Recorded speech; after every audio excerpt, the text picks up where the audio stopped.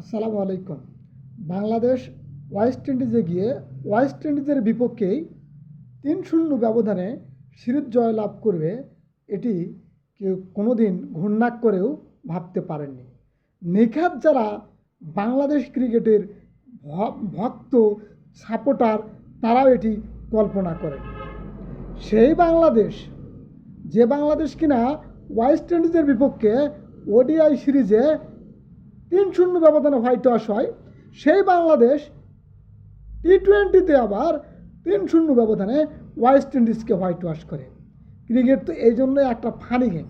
Cricket সব সময় বিনোদন দেয় একটি গেম। ক্রিকেট মিরাক্কল ঘটায়। ক্রিকেট অসম্ভব বলে কোনো কিছু নাই, এবং প্রত্যাশা যেটা করা যায়নি সেটাই ক্রিকেটে একমাত্র অর্জন হয়। তো বাংলাদেশ আজকে কি করেছে? বাংলাদেশ তৃতীয় যে টি-20 ম্যাচ অনুষ্ঠিত হয়েছে, বাংলাদেশ টস জিতে আগে ব্যাটিং নিয়েছে। সেখানে বাংলাদেশ 10 উইকেটের বিনিময়ে 189 রান সংগ্রহ করে। বাংলাদেশ প্রথম 10 ওভারে 76 রান সংগ্রহ করে, এবং পরের 10 ওভারে বাংলাদেশ যে রুদ্রমূর্তি ধারণ করে, বিশেষ করে জাকের আলী অনিক, এক কথায় অসাধারণ।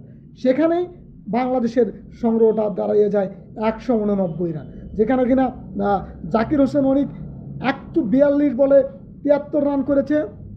এবং সবচেয়ে ইন্টারেস্টিং বিষয় হচ্ছে যে বাংলাদেশ শেষ 5 ওভারে 75 রান সংগ্রহ করেছে, এবং 23 বলে শেষ 5 ওভারে 23 বলে 54 রান সংগ্রহ করেছে কিন্তু জাকির আলী অনিক। এবং আলজারি জোসেফকে শেষ ওভারে যে 25 রান সংগ্রহ করেছে, বাংলাদেশ যে এর আগে কখনো ওডিআইতেও 25 রান সংগ্রহ করেছে কিনা, এটা গবেষণার বিষয়। এটা আমরা গবেষণা করতে পারি, তারপরেও আমরা পাবো কিনা এটা কোনো বলা যাবে না যে আমরা পাবো। কারণ আমাদের এরকম যে ভালো ইনিংস, এরকম যে বিগ ওভার হরহামেশাই কিন্তু আসে না, হঠাৎ হয়ে যায়। সেক্ষেত্রে আজকে জাকের আলী অনিক ফ্যান্টাস্টিক একটি ইনিংস খেলেছে, অসাধারণ তার ইনিংসটা ছিল।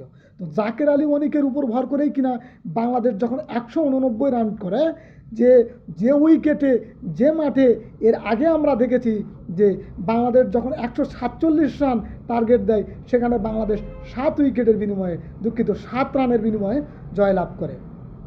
এবং দ্বিতীয় যে টি-20 ম্যাচটি অনুষ্ঠিত হয়েছিল, সেখানে তো বাংলাদেশ মাত্র 130 রানে অল আউট হয়ে গেছে। 130 রান, 20 ওভারে 130 রান করেছে। সেখানে কিনা ওয়েস্ট ইন্ডিজ 20 ওভারে 101 রানে অল আউট। অর্থাৎ দ্বিতীয় যে টি-20টি অনুষ্ঠিত হয়েছিল, সেখানেও বাংলাদেশ 29 রানে জয়লাভ করে। তো এই বাংলাদেশ তো 189 রান করার পর হারবে না, এটা আমরা সবাই ধরেই নিয়েছিলাম, এবং ঠিক যেটা আমরা ধরে নিয়েছিলাম ঠিক তেমনটি ঘটেছে। তো কিভাবে আমরা এখন সেটি বিশ্লেষণ করব। এই যে প্রথমে যে ব্রেক থ্রু তাসকিন আহমেদ একটি অসাধারণভাবে ব্রেক থ্রু একটি দিয়েছেন।